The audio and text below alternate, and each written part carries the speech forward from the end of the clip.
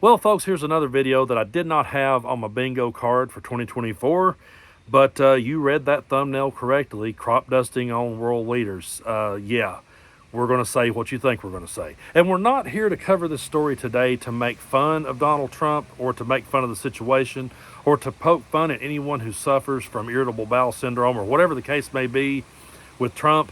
But I think it's only fair to cover this because all we have heard from Donald Trump and MAGA for the last 3.5, 4 years is how that Joe Biden is in cognitive decline, how that Joe Biden is not fit for office.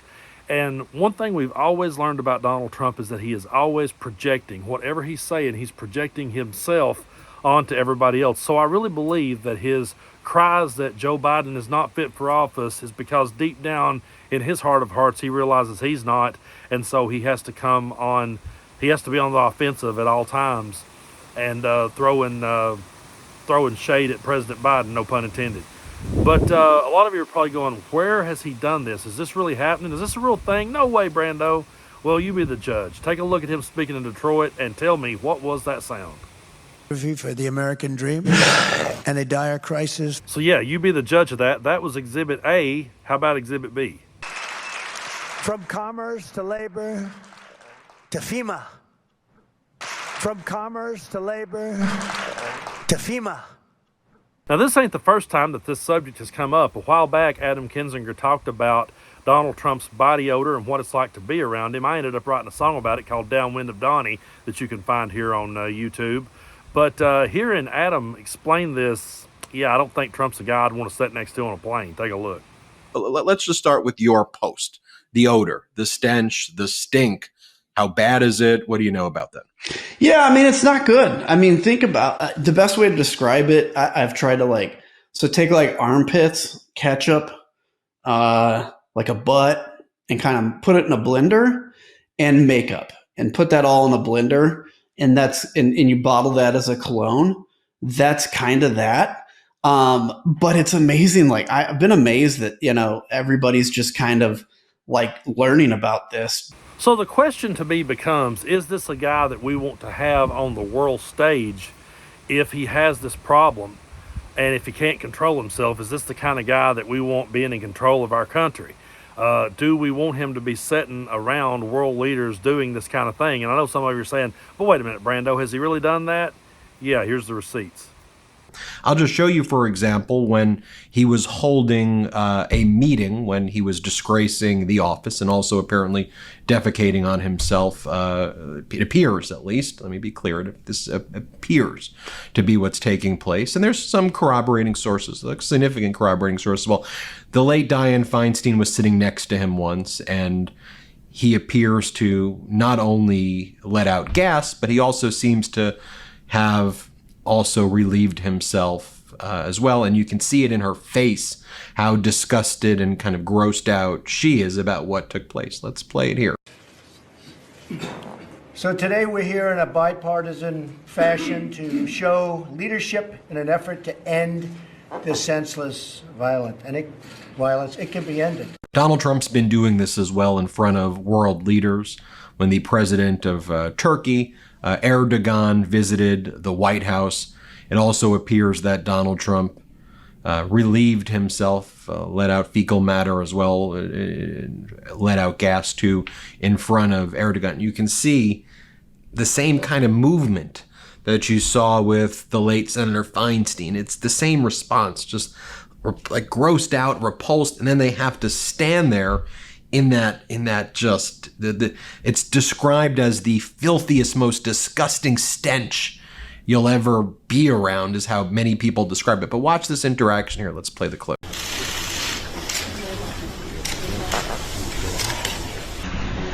So you got to ask yourself, is that the kind of guy that you want to be on the world stage? Is that the guy that you want to be representing us? And again, I'm not here to try to poke fun at whatever condition he may have or to anyone out there who suffers from it. But he's a guy who has been projecting onto Joe Biden this entire time. And if he is literally sitting there doing that in front of world leaders, I think it needs to be talked about and covered more. I really do. Now, this next clip I'm about to show you has a pretty funny story behind it. My mom watches the Midas Touch Network, maybe more than I do, and I probably shouldn't admit that. But Mom always has it on. And so the other day I came home, I'd been out in town, came back home, and Mom was watching Midas Touch. And I said, so what are they talking about, Mom? And she said, well, Ben's talking about how that flies are circling around Trump because he poops his pants. And I was like, no way, this isn't really happening. But yeah, it's really happening in 2024. Here you go. Some other data points I want to introduce as well into this expose.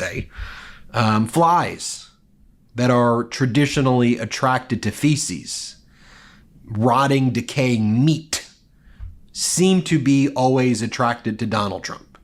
At all of his speeches, the flies are are coming by him. There may be a correlation, but here's a compilation that we created. Play this clip. And all of New England, actually, he's a disaster. He's radical left. RFK Jr. is radical left. It reminds me of this fly that's driving me crazy up here. This fly is brutal. I don't like flies. Oh, there's a fly. Oh, I wonder where the fly came from. See, 2 years ago, I wouldn't have had a fly up here. You're changing rapidly, but we can't take it any longer. We can't take it any longer. A coal plant a week. I don't like flies. Get out of here, fly. Never been a big fan of flies. You don't mind my bringing that up, do you? Anyway, this is a very aggressive sucker, though. This one. This one in particular is very aggressive. Like, I'm going to be aggressive. You know, I remember when George H.W. Bush just looked at his watch too much during the debate with Bill Clinton, and that pretty much ended his presidency. And here we have a man being distracted by a fly, and now we realize why the flies may enjoy being around him, and it still hasn't disqualified him, and MAGA will say that we're making all this up. But this next clip is very important because, as funny as a lot of this may be, I think it's important to look at the serious nature of this and ask ourselves, what is it that Donald Trump is trying to hide? Take a look. Let's go to Harold Bornstein. When we talk about Donald Trump stealing his medical file back from Harold Bornstein, where do we get that from? Harold Bornstein said this in 2018 when Donald Trump sent his bodyguards to go in there and seize Donald Trump's file. So what Bornstein since passed away in 2021, suspiciously, I might add, but this is what he said in 2018. Let's play the clip. Exactly were they looking for? All his medical records, his pictures, anything they could find. We must have been here for 25 to 30 minutes. It created a lot of chaos. I couldn't believe anybody was making a big deal about a drug that's to grow his hair, which seemed to be so important. And it certainly is not a breach of medical trust to tell somebody they take Propecia to grow their hair. What's the matter with that? Bornstein then also admitted to CNN that Donald Trump's medical records and the medical note that I read you before was actually written by, not Bornstein, by Donald Trump. So Donald Trump used his gastroenterologist, who deals with these types of issues that Donald Trump seems to be exhibiting in Detroit and all those other times where we've seen it with this putrid odor, the smell, what's going on there. Then Donald Trump wrote the note for himself. Think about that right there. And we have the CNN clip to show you. We ran into Dr. Harold Bornstein right here, right outside his office on Park Avenue, and he told us in no uncertain terms, and this is the quote, Aaron, he being Trump, he dictated that whole letter. I didn't write that letter, meaning that Trump dictated what he wanted to go into it, and essentially Bornstein wrote it up. He did say, he compared it to the movie Fargo, and he said it takes the truth and moves it in a different direction. Think about that. Now, Bornstein tells us that he was in a car with his wife when he was on the phone with then candidate Trump in December of 2015. And she was going through with Trump what he could say and what he couldn't say. Trump was dictating what he wanted in that letter, and Bornstein was saying, okay, you can say that, you can't say that. He then came here to the office. He wrote it up. Trump's office later picked it up. He said around 4 p.m. Aaron, we have reached out to the White House, but we have not gotten a response. So we got to stop and think about how that Donald Trump is always talking about how he's the smartest president, how he's the most physically fit president out there.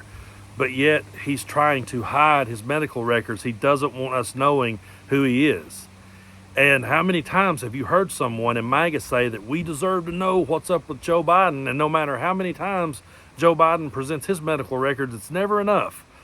But yet they're okay with Trump hiding his from everybody. I think Kamala Harris really sums it up well in this next clip. Take a look.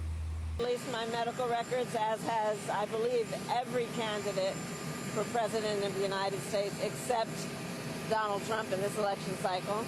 And it's just a further example of his lack of transparency, that on top of his unwillingness to debate again, his unwillingness to do an interview with 60 Minutes, which again is part of the norm of what anyone running for president of the United States does. And I think that it's obvious that his team, at least, does not want the American people to see everything about who he is. And you put that on top of even the most recent reports of General Milley, one of the people who worked the closest with Donald Trump, referring to him as being unstable. And it is clear to me that he and his team do not want the American people to really see what it is that he is doing and whether or not he actually is fit to do the job of being president of the United States. So, Yeah, we really deserve to know what's going on here. I think the American people deserves to know, and I think this is a story that we should see more of in the mainstream media, but you won't. And you know, I am a person who has a very dark and warped sense of humor, okay? I'm going to go ahead and own it. So I could have took this video and just spun it into an absolute roast, and we could have all just had a good gut laugh about this, but there's a lot of people out there that suffers from things that, and I have people in my family that do, and I would never want to poke fun at that kind of situation. But if this guy's going to go around talking about how he's the most physically fit guy in the world and he's the smartest guy in the world, and if he's going to project onto everybody else and demand that everyone else turn over their medical records, then I think it's all but fair that we ask for his, and we see his, and the people knows who it is they're voting for.